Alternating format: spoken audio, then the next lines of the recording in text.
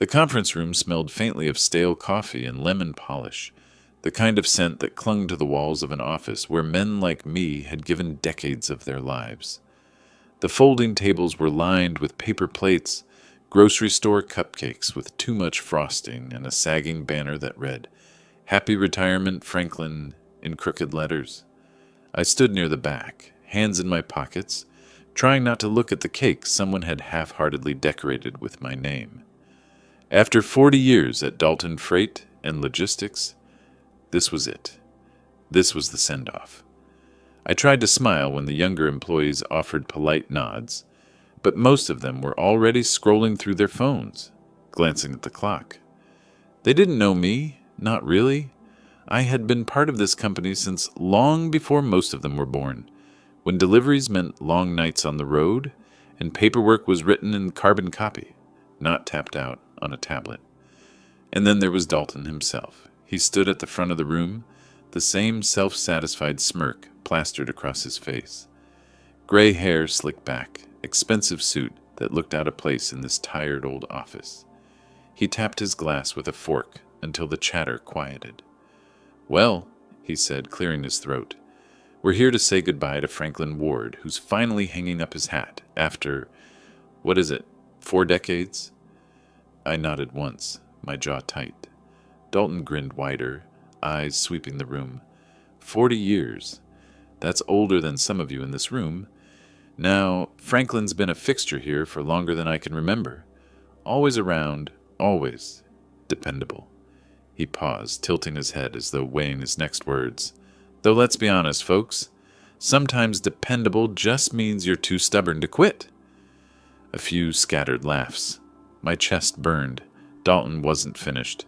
"Truth is, companies need new energy, fresh blood. We can't run on dead weight forever." His eyes flicked to me, just long enough for the insult to land. But hey, Franklin stuck it out until the end. Guess that counts for something. The laughter was louder this time, not cruel from everyone, but enough. I forced a thin smile, though inside, each word was a nail hammered into my pride. When Dalton raised his paper cup of sparkling cider for a toast, I lifted mine too, my hand steady. "To Franklin," he said. "Enjoy the quiet life. Try not to fall asleep too early, all right?" More laughter. I sipped, the sweetness turning sour on my tongue. As the room broke into small clusters of chatter, I drifted toward the corner where the banner drooped against the wall. No speeches about my loyalty. No stories about the nights I'd kept trucks moving when storms shut down half the state. No recognition for the contracts I had negotiated that once saved this company. Just jokes about my age and the not-so-subtle message that I was useless now. I thought of my late wife, Margaret. She would have stood by my side, squeezing my hand, whispering, "Hold your head high, Frank. Dignity can't be stolen." But she wasn't here. Just me, a room full of coworkers half my age, and a boss who saw my life's work as little more than an outdated tool tossed on a shelf. When the last cupcake was eaten and the banner peeled off the wall, I shook a few hands, accepted a couple of awkward pats on the back, and left. The cold air outside hit me like a wall, crisp and unforgiving. As I walked to my truck, the sounds of laughter still followed me out the glass doors. Laughter at my expense. 40 years of sweat and sacrifice, reduced to a punchline at my own farewell. I gripped the steering wheel harder than I needed to, the leather creaking under my hands.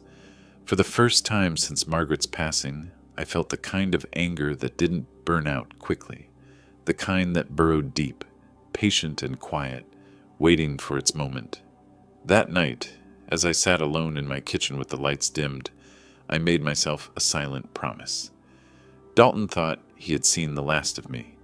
He thought retirement meant I was finished, that I was dead weight finally dragged to the curb. But he was wrong. This wasn't the end. It was the beginning. I let the truck idle in the driveway longer than I needed to, watching my breath cloud the windshield and fade. The porch light had come on by itself, a yellow circle laid down on the steps, same as it did every evening whether anyone was there to meet me or not. Inside, the house had that winter quiet, I've never learned to love. Radiator ticking, the faint hum of the refrigerator, the kind of silence that asks you questions you don't want to answer. I set my keys in the blue ceramic dish by the door. Margaret made that dish on a Saturday class when the kids from church convinced us pottery would be fun. The glaze ran on one side where her thumb had pressed too hard. I run mine over that spot most nights. Habit, proof, something of hers still steady under my hand. The kitchen table wore its old scars like medals, coffee rings and faint halos, a knife nick from the time I opened a box the wrong way, a dark spot where Margaret once spilled red wine and laughed that our house finally had character. I sat, unwrapped the watch the office had given me, a token of appreciation, and turned it in the low light. It was heavy, expensive, and empty. They'd engraved my name and the years on the back, numbers that looked smaller than the days I gave them. For a while I just listened to the furnace breathe. Then the words from the party began to replay as if the ducks were carrying them room to room. Dead weight, relic, try not to fall asleep. I could hear the chuckles too, not all of them cruel, but enough to find the thin places in a man and push. I stood and walked to the mantel. Margaret's photograph sat in the middle. Early fall, her hair caught by wind, the maple behind her more fire than tree. I used to think time would dull how sharply I miss her. It hasn't. It's changed the shape of the ache, that's all. It lives lower, closer to the ribs, where it can lean on bone. You should have seen it, I said, because talking to her still feels more sensible than talking to the wall. They put out cupcakes. Dalton made a joke. Or maybe he thought it was a speech. I waited for the room to answer, then shook my head. 40 years and a joke. Work was different when I started. We measured days in miles, not memes. You earned your respect in blizzards and broken air conditioners, in the grease under your nails, in the way you showed up when the radio said not to. I learned routes by memory before GPS told drivers what to think. I learned men by handshakes before HR files told you what to feel. When the company couldn't afford proper winter tires on half the fleet, I found a vendor who let us pay in parts. When a warehouse roof sagged under a nor'easter, I climbed up there with 3 guys and 2 shovels and saved the inventory. No plaque for that. Just a hot coffee at midnight and the look on a foreman's face that said we'd keep the lights on 1 more month. I missed things too. Margaret's 40th, which I tried to make up for with a necklace that wasn't as pretty as her forgiveness. Our 25th anniversary, when a driver put his rig in a ditch and I told her I'd be home by dessert, but didn't make it until sunrise.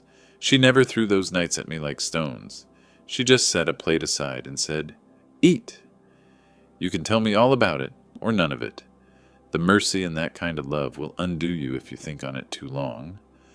I took the watch back to the table and set it beside an old ledger I keep for no reason other than I like paper. The first line in that book is dated the week I got promoted to logistics manager. Margaret wrote in the margin that night, in her looping, careful script, "Proud of you. The work you build will outlive the people who try to steal the credit." She wasn't bitter when she wrote it, just certain in a way that made me stand up a little straighter. I traced her words with my finger now and felt the old steadiness return, one slow breath at a time. I made tea the way she used to, kettle on the stove, leaves in the chip mug with the sailboat on it. The water sang soft and familiar, and I poured and waited, because waiting is part of doing a thing right. The steam carried the faintest smell of mint. I stood there holding that cup and thought about the last conversation I had with Dalton. That wasn't a performance. It was 5 years ago in his office when he told me we needed to modernize our routes by cutting crew. And I told him numbers don't drive trucks. People do. He smiled the way men smile when they're already somewhere else in their minds. That smile was back today, only this time it came with an audience. In the garage, my workbench still held a scattering of screws and the stub of a carpenter's pencil. Margaret used to tease me that I could organize a statewide shipping schedule but not a drawer. She wasn't wrong. I ran a rag over the surface and found, under a stack of sandpaper, the route map I'd marked up the summer she was sick. That was the year I refused to travel more than a morning's drive from home. The company survived. So did I. She didn't. There are kinds of survival that feel less like victory and more like a task you weren't asked if you wanted. The garage smelled like cedar and oil. I breathed it in like medicine and stepped back into the kitchen. The clock above the sink said a time that should have been a good hour to call an old friend. But men of my age carry their pride in places you can only reach after a long walk. I didn't want pity. I didn't want advice I already knew how to give. I wanted my wife to tell me I hadn't wasted my life building something that could laugh at me on the way out. So I wrote instead. I pulled the ledger toward me and started a new page. Date. Weather. Cold. Clear. What I'd done today. Retired, according to the banner. Then I wrote it plain. Humiliation doesn't kill you. It just shows you where the bones are. I let the pen rest and felt a strange calm. If a man knows where the bones are, he knows what he can carry. The house settled around me as if it had exhaled. A freight train sounded somewhere past the river, slow and heavy, couplers complaining into the night. That sound has always steadied me, the confirmation that weight can move, given time, given track. I sipped the tea. The bitterness had climbed down a rung or two on the ladder inside my chest. I wiped the counter. I put the watch back in its box and slid it into the drawer with the batteries and rubber bands. I turned off the kitchen light and stood in the doorway, letting my eyes adjust to the softer dark. Margaret's photograph caught the glow from the street lamp. It looked like she was on the verge of saying something and had decided to let me find it myself. I know, I said, answering what she hadn't asked. Keep your head. Keep your hands busy. Let fools talk and watch what they do. That was her counsel when the neighbors were loud or the pastor too long on the sermon. It applied to bosses with slick hair and rented jokes, too. Upstairs, I set my wallet on the dresser and laid my belt on the chair. I sat on the edge of the bed and waited for the day to let go of me. It didn't, not all the way, but it loosened its grip. Before I turned out the lamp, I took the ledger with me and put it on the nightstand, top open to the new page. I wanted it close. I wanted to wake to my own handwriting, not Dalton's voice. When I finally lay back, the ceiling felt higher than it had in months. That's a strange thing to notice, the height of a ceiling, but grief and frustration make small spaces feel smaller. Tonight, the room remembered itself. I closed my eyes. Somewhere between anger and sleep, a thought settled that wasn't quite a plan and wasn't just comfort either. A line Margaret used to say when we got impatient with the garden. Everything ripens in its season. Touch it too early and you bruise it. I held that like a warm stone in my palm and let myself drift. I didn't need to decide anything tonight. I didn't need to call anyone or write a letter or swear an oath. All I needed was to remember that dignity doesn't rush, and justice keeps better time than a retirement watch. The train moaned again, farther away now, and the house answered with a soft, contented creak. I slept, not because the day had been kind, but because I had been taught by a woman worth missing that a man can endure the unkind parts without letting them name him. Tomorrow would come with coffee and light through the blinds, and whatever work a retired man finds to do. I would be ready to meet it, steady, quiet, and listening for where the weight wanted to go. Retirement was supposed to feel like freedom. That's what people always said. They told me I'd sleep in, take up fishing, maybe travel south where winters didn't bite so hard. But 3 weeks in, freedom felt more like emptiness. The mornings stretched too long, the afternoons dragged, and the evenings carried a silence that pressed into my chest. I kept to small rituals. Coffee at 6, the newspaper spread across the kitchen table, a walk down the block when the air wasn't sharp enough to cut skin, but none of it filled the space that work used to occupy. I'd spent 40 years running on schedules, managing crews, making sure shipments crossed states on time. Now my days had no timetables, just hours, heavy and unshaped. Most mornings I ended up at Henderson's Cafe, a small place 2 streets over. They had cracked vinyl booths and coffee that tasted like it had been sitting on the burner since dawn. But it was warm, and it was somewhere to be. The waitress, a thin woman named Linda, always greeted me the same way. "Morning, Mr. Ward. Black, right?" I'd nod, and she'd pour without waiting for the answer. I think she knew I wasn't there for the coffee.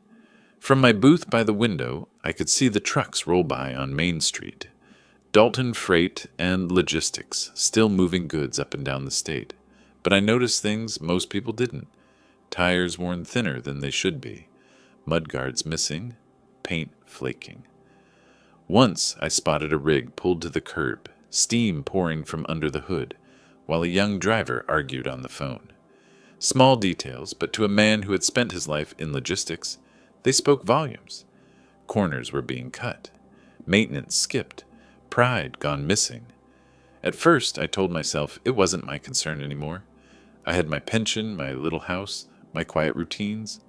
But one afternoon, an old colleague slid into the booth across from me, his coat dusted with snow.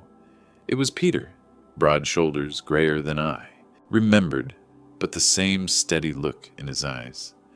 "Frank," he said, warming his hands around his mug, "you heard what's happening?" I shook my head. "They've missed payroll twice in 3 months. Drivers are jumping ship. Dalton's got them running routes double the legal hours just to keep contracts alive. The man's bleeding the company dry." The words landed heavy, though I can't say they surprised me. I thought of Dalton's smirk at my party, the way he'd called me dead weight. Maybe the joke had been less about me and more about distracting from his own rot. Peter leaned closer. "It's bad. I wouldn't be shocked if he files within the year." I sat back, staring out the window where another truck limped by, exhaust coughing like an old man's lungs. Something stirred in me then, not pity, not yet anger, but a recognition. The company I had given my life to was unraveling, and the man who mocked me was holding the scissors. That night, back at home, I dug out the old shoebox where Margaret and I had kept savings bonds and investment slips. Nothing extravagant, just careful choices, steady over the years. As I spread them on the kitchen table, her words from long ago came back. "The work you build outlives the people who try to steal the credit." I looked at those papers under the yellow kitchen light. The ink faded, but the value still alive. And for the first time since retirement, I felt something other than emptiness. I felt a question forming, sharp and patient. What if Dalton's downfall wasn't the end of my story, but the beginning of his? Peter didn't call ahead. He never has. The doorbell rang just after dusk, a thin chime that always sounded smaller in winter, and when I opened the door, he was there. Cap tugged low, snow clinging to his shoulders, the kind of weary set to his jaw that told me the cold outside wasn't the only thing biting. "I brought pie," he said, hoisting a bakery box like a peace flag. "Figured I'd trade sugar for company." "Come in," I answered, stepping aside. "You don't have to bribe me, but I won't turn down apple." We sat at the kitchen table where so much of my life seems to land these days. The pie steamed when the knife went through it, cinnamon lifting into the air. Peter ate like a man who'd forgotten lunch. 2 quick bites, then a sigh that was more confession than breath. "It's worse than I told you," he said, wiping his fork on the edge of the plate. "I didn't want to dump it all on you at the cafe." "How bad?" I asked. He pressed his thumb against a crumb, smearing it into the wood as if numbers might be easier to say if he could ground them in something tangible. "Vendors are switching to cash on delivery. 2 contracts pulled last week. 3 rigs parked for lack of parts. HR froze matching on the 401k. We're fielding calls from guys who haven't seen a full paycheck since October." I felt the familiar anger climb a rung. Dalton always did love a short-term bandage for a long-term wound. "This isn't a bandage," Peter said. "It's a tourniquet, and he's cranking it tighter every day. They've been factoring invoices, selling receivables at a discount to pay yesterday's bills. Last month, I saw a memo about a balloon payment coming due on the line of credit in 6 months. If he doesn't refinance, they're done. 6 months. The words settled in the room like another place setting at our table. I thought of the banner at my party, the laughter, the way Dalton's smile had been too big for the nothing he was offering. Maybe it was big because he needed it to be. "What about maintenance?" I asked, though I already knew the answer. Peter grimaced. "Deferred, and then deferred again. I watched a kid roll out on retreads last week. If you'd been there, you'd have taken his keys and walked him inside by the ear. He's 22. They had him running 14 on 5 off. Said he needed the hours. He looked at me, bleak humor in the lines around his eyes. You remember when we used to say people are not numbers? They've turned people into commas. I rubbed my thumb along the table's knife nick and thought about men I've known. Drivers who'll do anything to keep a paycheck moving toward their kids. Dispatchers who can stretch daylight if you give them a pencil and a map. Mechanics who can keep a fleet alive on baling wire and prayers. If you starve an outfit like that long enough, it doesn't just fail, it frays souls. "What does Dalton say?" I asked. Peter snorted. "That we're on the cusp of a great repositioning, which I guess is what you call collapse if your suit is expensive enough. He hired a PR gal to spin the local paper. You know the type. Bullet points, buzzwords, no tools in her car. He took another bite, then pushed his plate back, appetite spent. We had a safety audit last week. The inspector didn't even bother to hide his notes. I saw the words systemic non-compliance. Fines are coming. Big ones." The radiator hissed and went quiet, like the house had stopped to listen. I pictured the yard at sunset. Tractors lined up along the fence, hoods scabbed with rust where paint should have been, tarps yanked over problems instead of repairs. I thought of Margaret's voice the year we replaced our roof. Do it once and do it right, or do it wrong forever. Dalton had decided to do it wrong forever. "Why come to me?" I asked, not because I didn't want the visit, but because men our age don't waste steps without reason. Peter looked at me, and there it was again, the steadiness I trusted when the weather turned and we had freight that wouldn't wait. Because you still see straight, even when it hurts, and because there's talk you should hear before it's just talk. He pulled a folded sheet from his jacket and set it between us. The paper was a printout from a public database, UCC filings, liens, the skeleton of a business you can see if you know where to look. I scanned the list. The company had pledged nearly everything that wasn't nailed down, and some things that were, to secure debt. Real estate, rolling stock, even outstanding receivables. A new filing from 30 days ago had the bank's name on it like a watermark. "They're in covenant breach," Peter said. "Revenue targets missed 2 quarters running. If the bank calls it, Dalton won't have time to hide behind his grin." "Who told you?"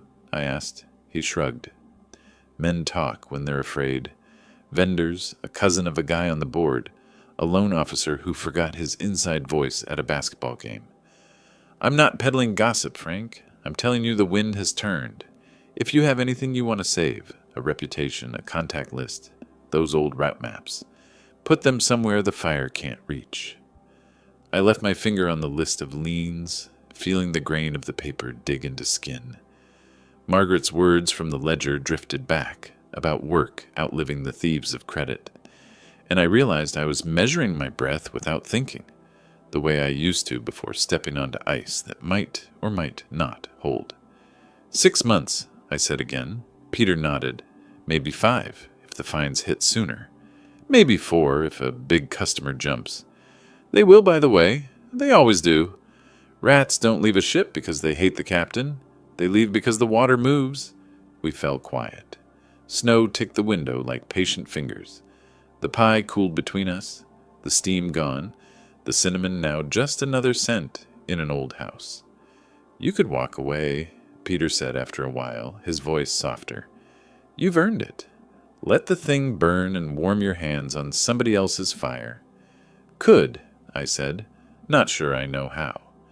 "You are not obligated to rebuild what someone else knocked down." "I know.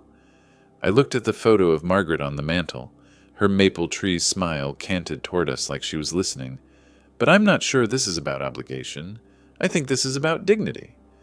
Peter followed my gaze, then blew out a breath that carried a half laugh. You always did make dignity look like a tool you could put in a belt. We did the dishes, even though 2 plates and 2 forks didn't require a chore. It felt right to move our hands while our heads worked. He dried while I washed, and when everything was stacked, he rolled his shoulders, joints popping like old rafters in a thaw. There's one more thing, he said, pausing at the door. Evelyn Harper at First County. She's the loan officer on 2 of those liens. She's not like the others. Knows trucks aren't just numbers on a spreadsheet. If you wanted to understand what's really coming, she'd tell you, but only if you ask the right way. What's the right way? I asked, like a man who isn't trying to play hero, just a man who hates waste. We stood there a moment longer, neither of us ready to say goodnight. Then he squeezed my shoulder and stepped into the dark. The porch light made a small island around him. Beyond it, the street was a black river with snow drifting like slow ash. When the door closed, the house took a long breath. I went back to the table and read the filings again. The dates made a kind of music, wrong notes in a march that should have been steady. Refinance, lien, covenant, default. If you held the paper at arm's length, you could almost see a shape forming where a company used to be. I took out the ledger and wrote down Evelyn Harper's name, underlined it once, then a second time. Below that, I wrote, 6 months is a long time if you spend it right. I sat with the sentence until it felt true in my bones. Then I added another line Margaret would have liked. You don't need to push a rotten door. You wait for the hinge to give. Sleep didn't come quickly. It often doesn't on nights when the past and the future argue over who gets the seat closest to your chest. I lay on my side and listened to the wind scuff around the chimney. Somewhere far off, a horn sounded, 1 long, 2 short, the code I could still read in my sleep. My hands flexed against the sheet like they used to on a steering wheel, not because I was going anywhere, but because readiness has its own muscle memory. Before the dark thinned toward morning, I made one last note in the ledger. I won't chase him. I'll watch him run out of road. Then I closed the book, set it on the nightstand, and let the house rock me into a kind of rest that wasn't quite peace, but would do for now. When I woke, frost had glassed the window, lacing the corners like white handwriting. I boiled water and poured it over grounds the old way, no machine between me and the coffee. By the time the first sip reached me, I had made my decision, not noisy, not rash. I would call the bank that afternoon and ask for Evelyn Harper. I would ask questions that didn't sound like accusations. I would listen more than I spoke. And if the door was as rotten as Peter said, I would be there, quiet, patient, when the hinge finally gave and the thing came open in my hands. By the time the sun crawled above the rooftops, I'd already been at the kitchen table an hour, my ledger open, pen laid flat across the spine. I'd brewed the coffee strong enough to strip paint, and still it tasted thin against the weight of my thoughts. I kept hearing Peter's words, 6 months, maybe less, and Margaret's voice folded in behind them. Don't push what's already leaning, Frank. Let time do the work. I turned the page and began writing numbers. Old habit. My pension modest, but steady. The bonds Margaret and I had socked away for 40 years. Each line of ink a remembered sacrifice. Vacations we never took. Cars we kept 1 year too. Long weekends when I worked doubles, while she patched the roof herself. There was the equity in the house, more than I'd realized until I penciled it down. Altogether, it wasn't the kind of money that made men rich, but it was the kind of money that waited, patient, until the right storm rolled through. I flipped to the stack of printouts Peter had left me. The UCC filings were plain to anyone who knew how to read between the lines. Collateralized assets, liens stacking like dominoes, revenue targets missed, Dalton had mortgaged the company down to its studs, and the latest entry, the one with Evelyn Harper's signature, was the loudest alarm bell of all. Dalton always wore polish like armor, slick hair, bright ties, loud words. But the filings told the truth. Dalton never could. The company was hollowed out, one strong wind away from collapse. I traced the columns with a calloused finger, the same way I used to trace route maps before a run. A pattern formed, one I knew in my bones. 6 months wasn't just a window, it was a countdown. Dalton wasn't running a company anymore. He was steering a wreck toward the rocks, hoping no one would see the water rising. I stood and crossed to the mantel, where Margaret's photograph leaned against the wood. Her smile was the kind you couldn't fake, caught in some half-second of sunlight. "We gave him decades," I said quietly. "I gave him nights, storms, my back, my bones, and he gave me jokes in return. But this," I tapped the folder of filings, "this is different. This is him doing the damage with both hands."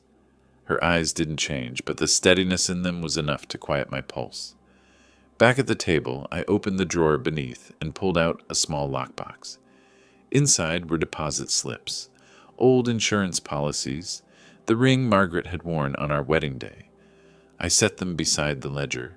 For the first time since retirement, my life's weight wasn't measured in years or humiliation.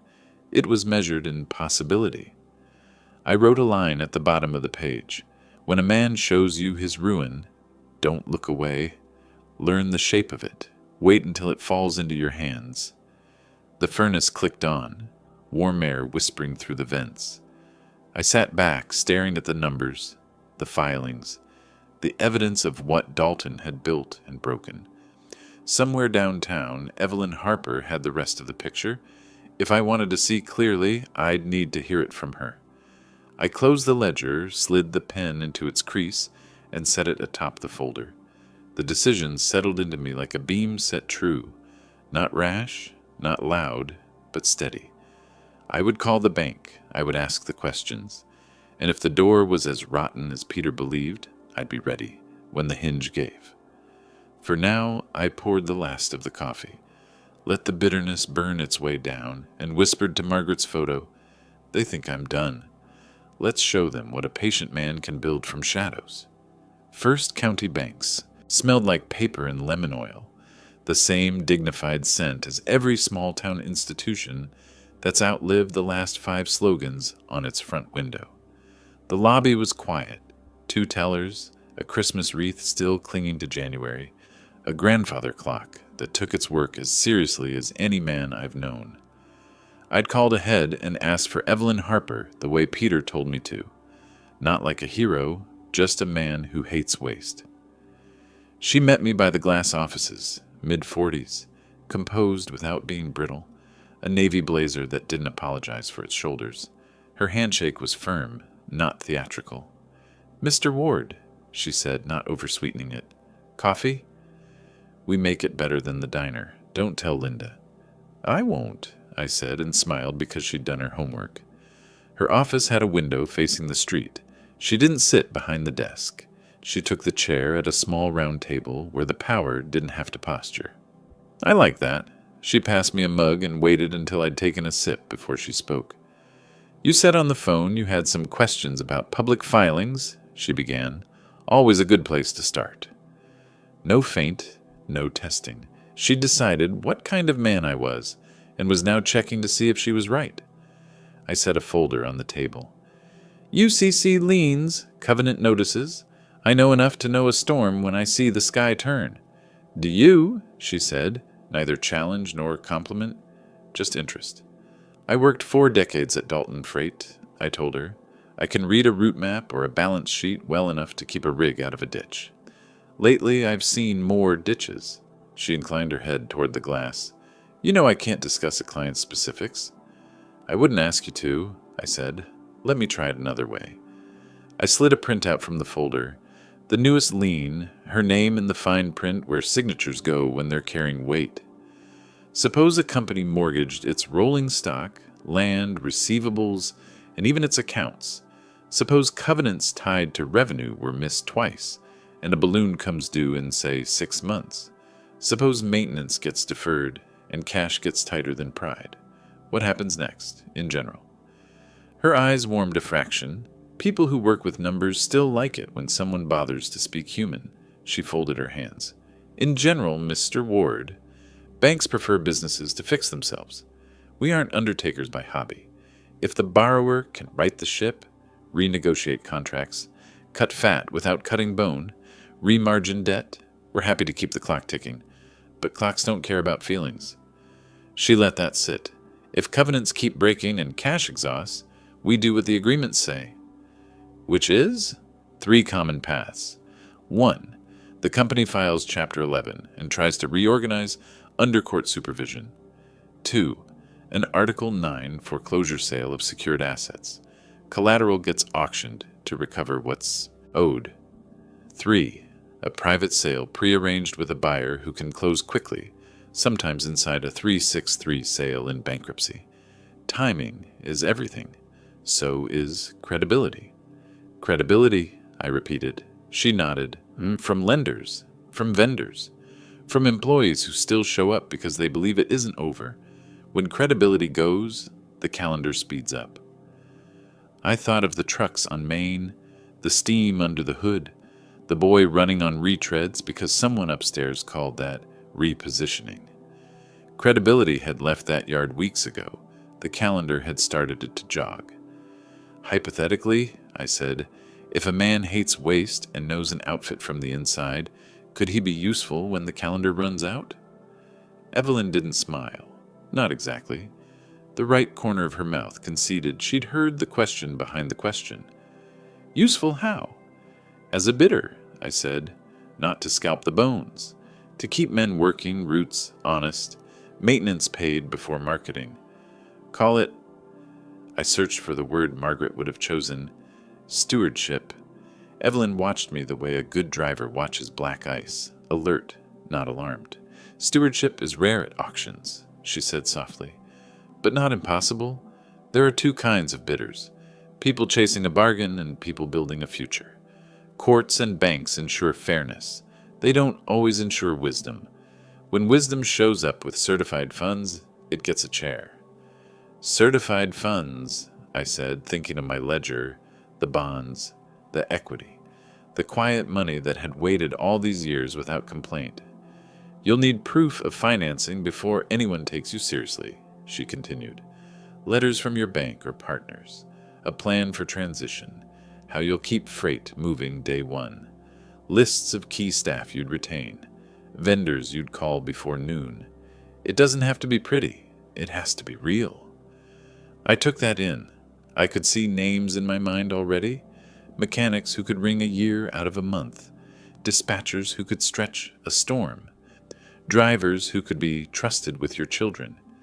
I could see Peter across this same table with a pen and a notepad, dividing urgency from noise.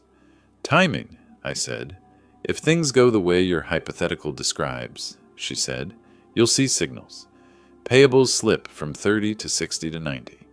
Complaints turn to lawsuits. The PR gets louder as the floor gets softer. Then, she lifted her palm and let it fall. You'll hear it. Some filings are public the day they're made. Auctions move fast. Weeks, not months. The buyer who's prepared looks calm not because he's fearless, but because he did his fear in private when there was time to think. I let the silence be what it needed to be. The grandfather clock in the lobby called out a single grave note. She glanced at my hands, the scars, the knuckle I broke on a loading dock in '94, and I felt seen in a way spreadsheets don't know how to do. You hate waste, she said, and this time it was almost a question.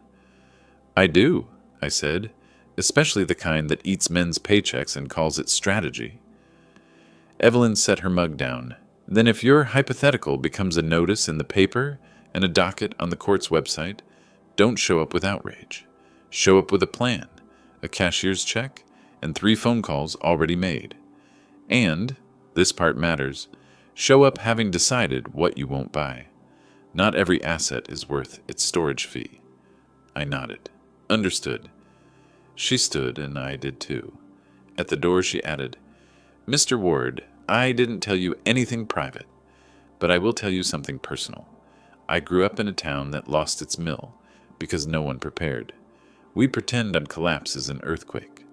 Sometimes it's rust. Good men can't stop rust. They can decide what to salvage before the roof falls." I held her gaze. "I know a few good men." "I suspect you do." She offered her hand again. "If your hypothetical evolves, bring me your plan. I can't promise you an outcome, but I can promise you a fair hearing." Outside, noon had pulled the frost back to the edges of things. I stood on the steps with the folder under my arm and listened to traffic fuss past the light. Across the street, a Dalton rig rolled by, as if it had overheard our conversation and wanted to argue against it, then coughed, faltered, and kept going. Stubbornness can look like strength from far away. Back home, I spread my notes on the table like a mechanic, laying out tools.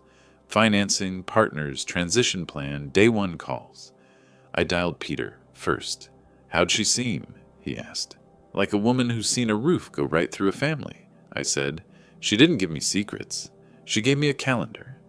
"Then we'd better start writing days," he said.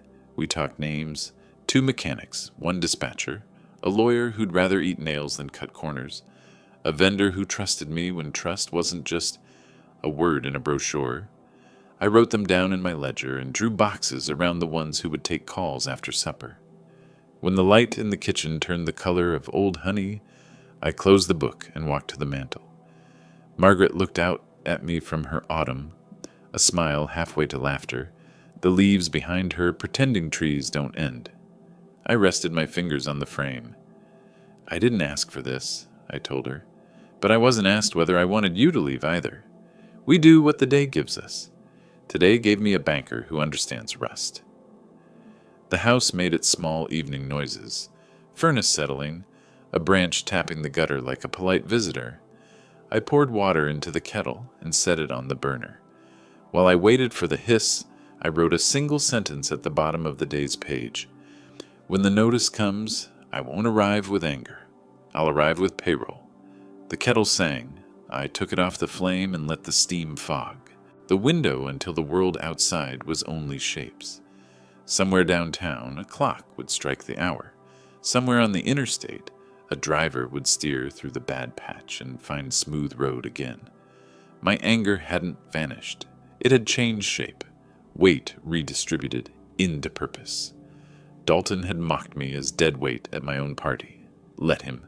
A beam is dead weight until the moment it holds the roof up. That night, I couldn't settle. The house was warm enough, the furnace steady, the chair by the window as familiar as my own shadow, but my thoughts turned restlessly like a rig idling too long in neutral. I opened the ledger, closed it, paced the kitchen, poured coffee I didn't need.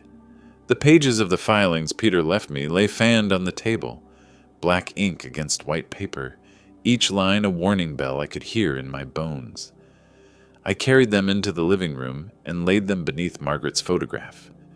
She looked down at me with that quiet certainty she'd always carried, the kind that could still a storm just by being present. "What do you think?" I asked her. "Am I a fool to even imagine this?" The photograph gave me the same answer it always did. Silence that wasn't empty. Silence that said, "You know yourself, Frank, so trust it." I sat in my chair and let the years roll over me. I remembered being 25, climbing into the cab of my first company truck, proud enough to burst because Dalton's father had trusted me with a full load. I remembered nights I slept in that cab while snow drummed on the roof, the roads closed behind me, freight waiting ahead. I remembered Margaret's voice when I called from payphones, her steady laugh cutting through static. "Just bring yourself back in one piece. The rest can wait." 40 years of building, sacrificing, steadying men who were younger and stronger, but not always wiser, and at the end, mocked as dead weight by a man who'd never turned a wrench. That humiliation hadn't left me. It pulsed steady, right beneath the skin. But it wasn't fire anymore. It had cooled into steel. Near midnight, I pulled the lockbox out again, spreading bonds and account statements across the coffee table. Numbers stared back, modest, but solid. Enough to start something if a man was careful. Enough to bid when the roof finally gave way. My hands moved slower than they used to, but they were steady. And steady was what this moment required. I could almost hear Margaret again, as if she sat across from me in her old rocking chair. Patience is its own hammer. Swing too early and you'll miss. Swing when the wood's ready, and it'll split clean. I closed my eyes and whispered to her, I'll wait. I'll watch, and when the hinge gives, I'll be there. Sleep came late, shallow and jagged. I woke before dawn, the sky outside still black, the kitchen clock insisting I'd only been down for 2 hours. I put on the kettle anyway, the ritual soothing, and wrote a new line in the ledger before the sun rose. Humiliation is fuel. Patience is kindling. The strike will come when the time is right. The words looked plain on paper, but they burned steady in my chest. I wasn't just a retired man anymore. I was a man with a plan. January slid by like a slow truck in second gear, loud enough to hear, not fast enough to get anywhere. I kept my days simple on purpose. Coffee at Henderson's, a walk to loosen the knees, a page in the ledger before supper. I wasn't hiding. I was watching. Men mistake stillness for surrender. They forget a driver does most of his thinking with both hands quiet on the wheel. Dalton's PR machine worked harder than any rig in his yard. The local paper ran a puff piece with a cheerful headline about repositioning for growth. There was a photo of him in a hard hat he'd never sweated through, pointing at a map like he'd invented highways. The quotes were polished and empty. State-of-the-art digital optimization, streamlined logistics. I read it twice, then a third time, looking for a fact and finding only air. The same week, I watched a tractor idle outside Henderson's with a hood that wouldn't stay latched, and a driver wrapping a bungee cord around it like a tourniquet. I didn't chase rumors. I listened to details. Linda poured coffee and told me one of her cousins hadn't been paid for mileage in 2 weeks. Peter called to say the HR gal who used to send birthday emails had been let go without one. The shop foreman I knew, Luis Ortiz, a man who could tell you a bearing was going by the way a driver leaned into a turn, left me a message that didn't ask for help and didn't pretend things were fine.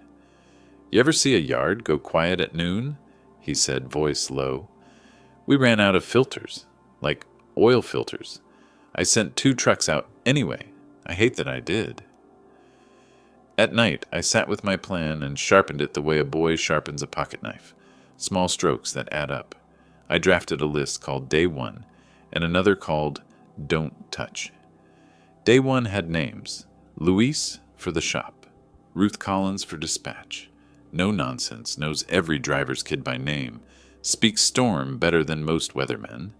A bookkeeper from the grain elevator who could close a month with 3 pencils and a prayer. A vendor I'd use if the lights went out, and another if the phones did. Don't Touch had the office lease with the fancy lobby no one needed, the marketing contract full of buzzwords, the software subscription that crashed every payday. I circled a line that read, Old Headquarters, lease only, and wrote beside it, Keep Yard, let the lobby go. Evelyn's voice in my head, decide what you won't buy. In February, the weather turned mean again and took the roads with it. I drove past the yard at dusk and saw more empty slots than made sense for a weekday. Tractors parked nose to nose like cattle sheltering in a fence corner. A young security guard waved, recognized me, then pretended he hadn't. Pride is a fragile thing in a town that runs on paychecks. I kept rolling, slow enough to count the rigs with mismatched tires. You can learn a lot from a yard at sunset. What you see is maintenance. What you don't see is money. I met Ruth in a booth at the diner 2 towns over where Dalton's people don't usually wander. She was tired around the eyes and sharper than ever around the mouth. They've got us stacking loads like pancakes, she said, flipping a sugar packet between fingers. We're turning down runs we used to anchor the month with because the tractors can't make it over the ridge. She sipped her tea. This is me not asking for a job. This is me telling you I'm not going down with a liar. You won't, I said. Not if I can help it. You planning to? She didn't say help how. She didn't have to. When the door gives, I said. Not before. She nodded once. You always did know when to grab the handle. Back home, I added her name to day one and drew a small star beside it. Then I called Jack Hart, the lawyer who liked contracts that read like they were built with lumber, not smoke. He listened, asked 5 questions that mattered, and none that didn't. If this goes to an Article 9 sale, he said, you'll need your ducks in a row and your cashier's checks in a clean envelope. Courts respect 2 things, preparedness and time. Show up with both. I could hear him smiling when he added, and a tie that doesn't look like you borrowed it from your son-in-law. By March, the cracks weren't whispers. A driver I'd trained back when apps were new showed me his pay stub. Short 2 days with a promise to make it up next cycle. Next cycle, next cycle. It sounded like a prayer said by a man who knows he's alone. A tire vendor told me Dalton's account had been put on cash terms. The parts counter at Miller sent me a text with a photo of a bounced check, then apologized like it was their fault that the pen had gone dry. I kept quiet, but quiet didn't mean still. Evelyn and I met a second time, and this round she asked me questions. Who I'd keep, how I'd cover payroll week 1, what routes should be dropped because pride isn't a plan. I answered clean. No hero talk, no grand gestures. I'm not trying to buy a trophy, I said. I'm trying to buy a working outfit. Men first, trucks second, offices last. She wrote 3 notes, underlined 1, then looked at me over the rim of her mug. If you mean it, Mr. Ward, you'll sleep better than most owners on day 30. Day 30? I said. That's when the adrenaline wears off, she said. What's left is whether you told the truth to yourself. At home, I moved money the slow, honest way, closing old CDs, consolidating the small accounts Margaret and I had kept for emergencies we never named. I called my credit union manager, a woman who'd known us since our hair wasn't gray, and asked for a letter attesting to available funds. She didn't ask why. She just said, Frank, if this is for something decent, I'm proud of you, and emailed the PDF before supper. I practiced too. Not speeches, those make me itch, but answers. Why bid? Because waste makes me sick. What will you do with Dalton? Nothing. He'll do it to himself. What about the men? Pay them on Friday. Fix the trucks on Saturday. Call the customers on Monday and tell them the truth. If a man can't say his plan out loud at his own kitchen table, he shouldn't try it downtown.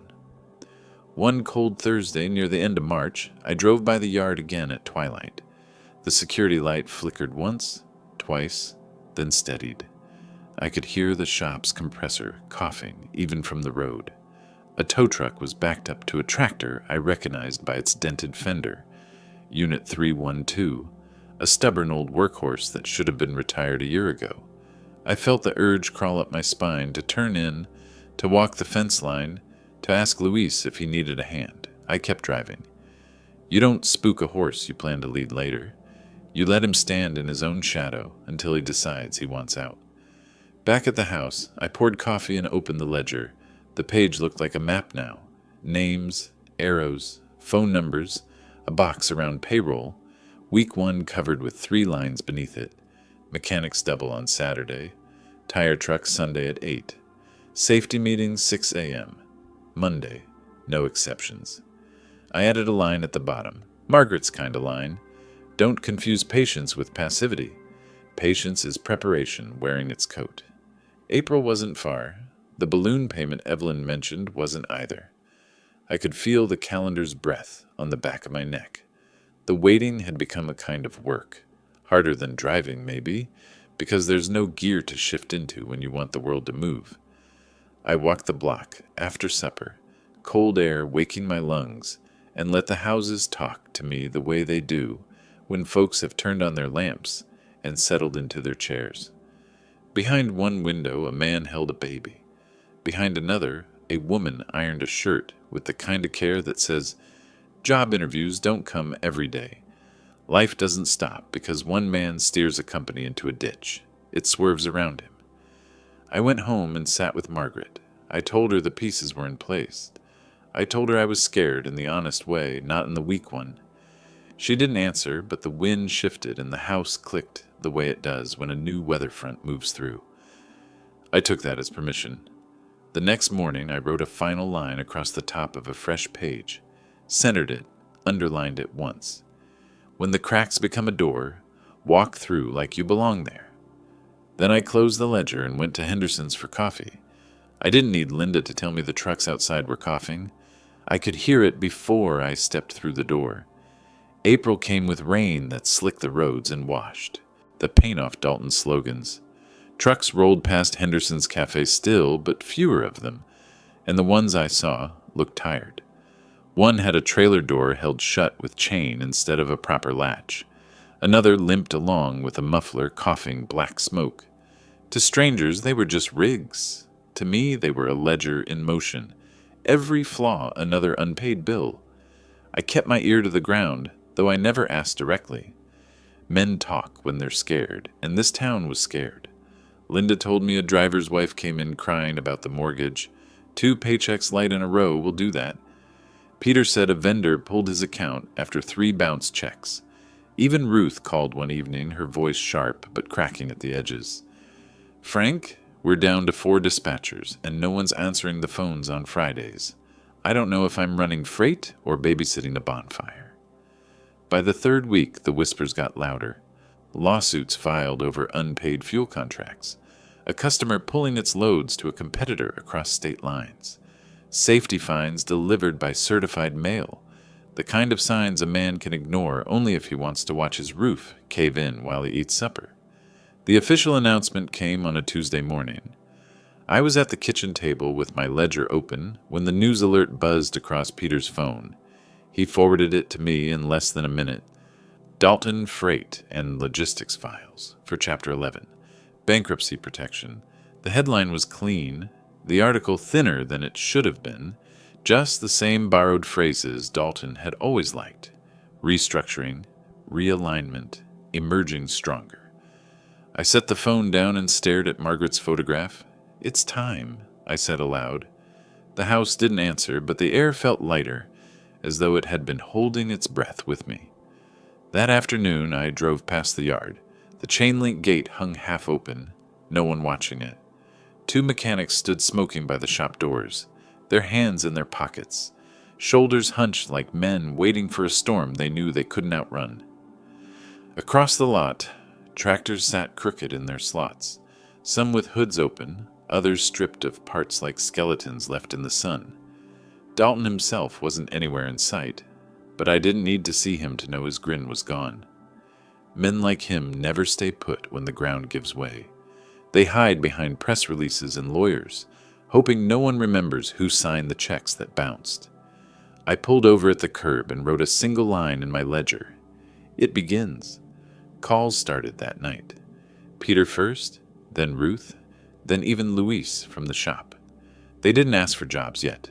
They asked for steadiness, for someone to tell them there would be another Friday where a paycheck cleared.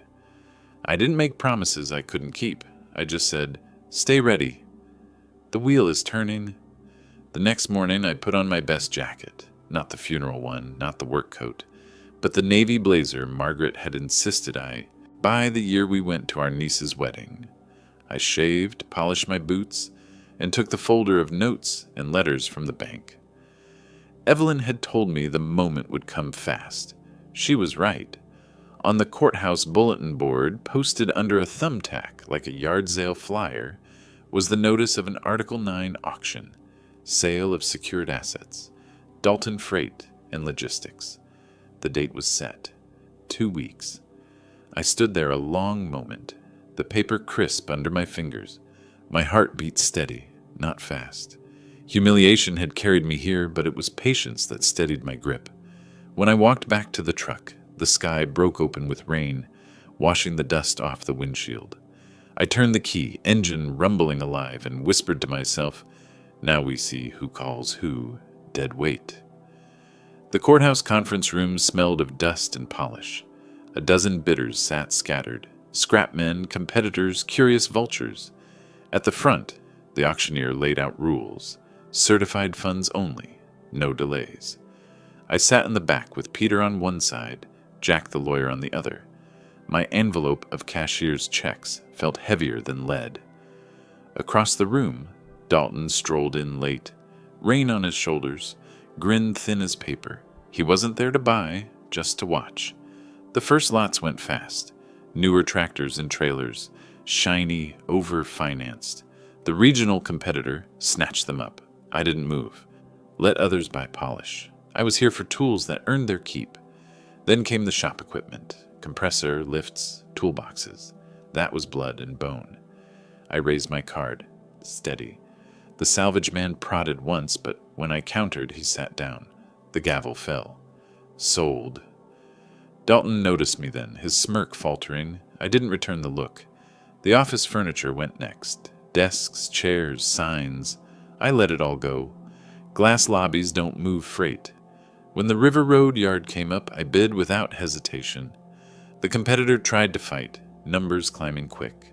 But I pictured Luis in that shop, Ruth on dispatch, trucks under real lights instead of buzzwords. I went one more. He folded. The gavel cracked. Sold!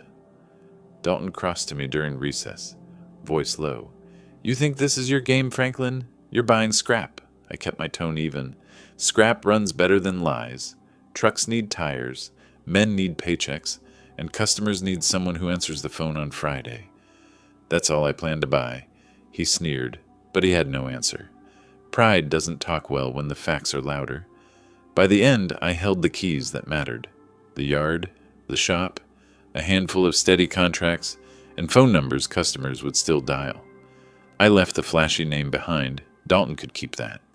In the clerk's office, I signed the papers, checks sliding across the table with a flat thump. Jack initialed. Peter squeezed my forearm once.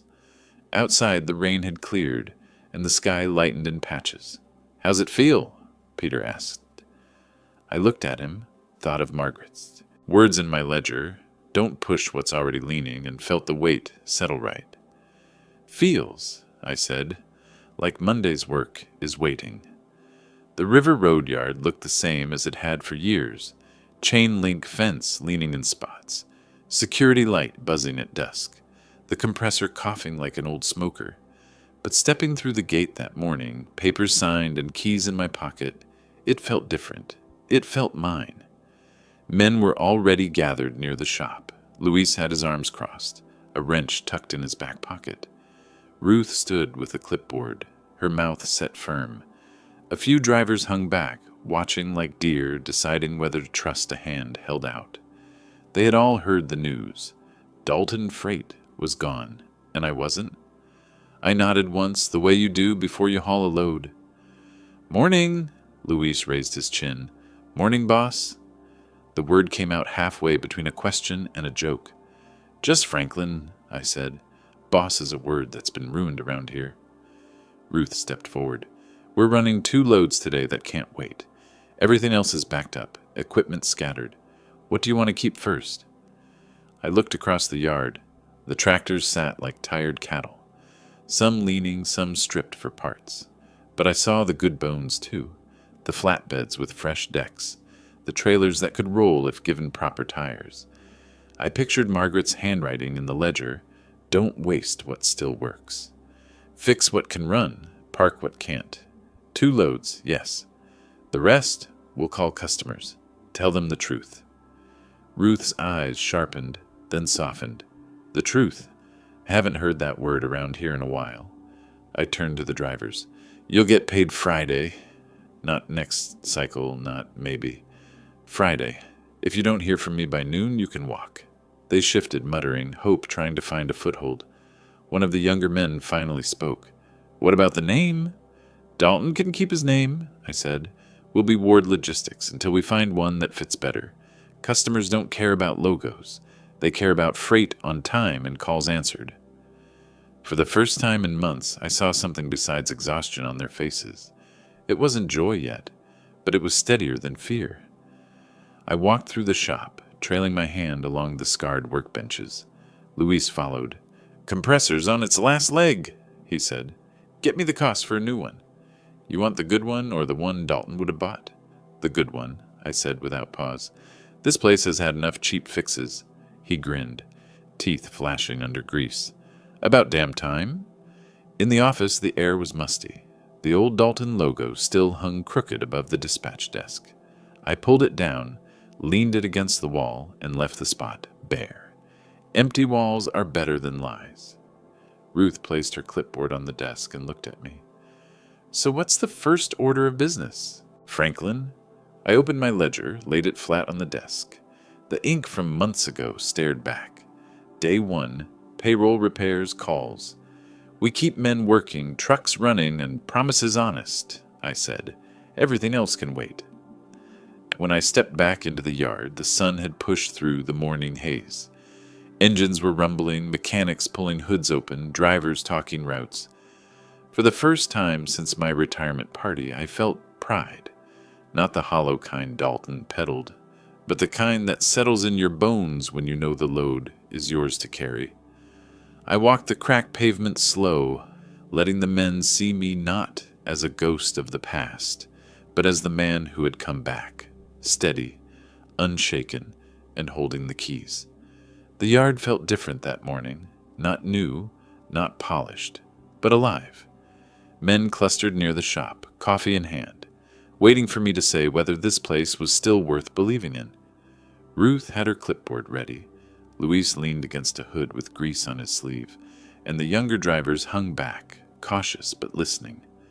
I climbed on an old crate so my voice carried. 5 rules, I said. "Keep them and we'll have a company. Break them and we're just another failed yard." Faces lifted toward me. Rule 1. Friday means payroll, not next cycle, not maybe. If I miss it, you don't owe me Monday. Rule 2. The law is not optional. No fake logs, no pushing past legal hours. Rule 3. Maintenance before marketing. Luis gets what he needs to keep rigs safe. Rule 4. Tell customers the truth. We'd rather lose a load than lie. Rule 5. Respect each other. No shouting, no blame. Bring solutions or bring silence. The shop was quiet a moment. Then Luis grinned. "I like Rule 3. Ruth clicked her pencil, trying not to smile. A driver muttered, "Sounds fair." That was enough. I added, "If anyone feels pushed to break those rules, you call me. My number's on the wall. I'll answer." We broke. Ruth started rerouting trucks. Luis lifted hoods. Drivers compared notes. I walked into the office. The old Dalton sign still hung crooked. I pulled it down, leaned it by the dumpster, and left the wall bare. Better empty than dishonest. The phones blinked with messages, and I answered the first. "Ward Logistics, Franklin speaking."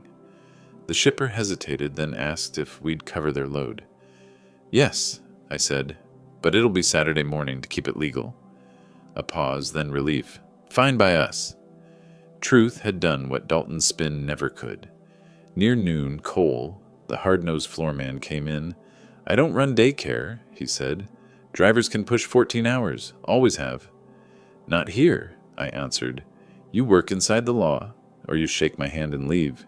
His stare faltered. "Fine. We'll try it your way." "No," I said. "We'll do it my way." By afternoon, the yard hummed. Mechanics ordered parts Dalton never paid for, Ruth had. 2 customers back on the books, and drivers finally believed Friday meant something. Then the gate rattled. Dalton stepped from a black sedan, smile stretched thin. He looked smaller now, like a billboard up close. "Congratulations," he said, "but you won't last a month." I held the signed papers between us. "Maybe, but if we don't, it won't be because we lied." He sneered, turned back to his car. When the gate clanged shut behind him, the yard felt lighter. The men went back to work. I taped a sheet over the bare wall in the office. Payroll, Friday, 3 p.m.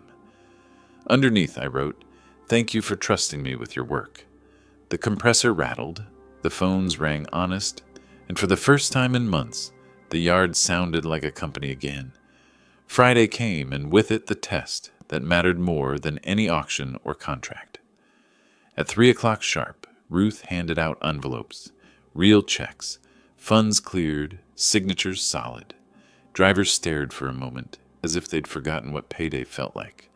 Then one by one they nodded, murmured thanks, and tucked the envelopes into their jackets.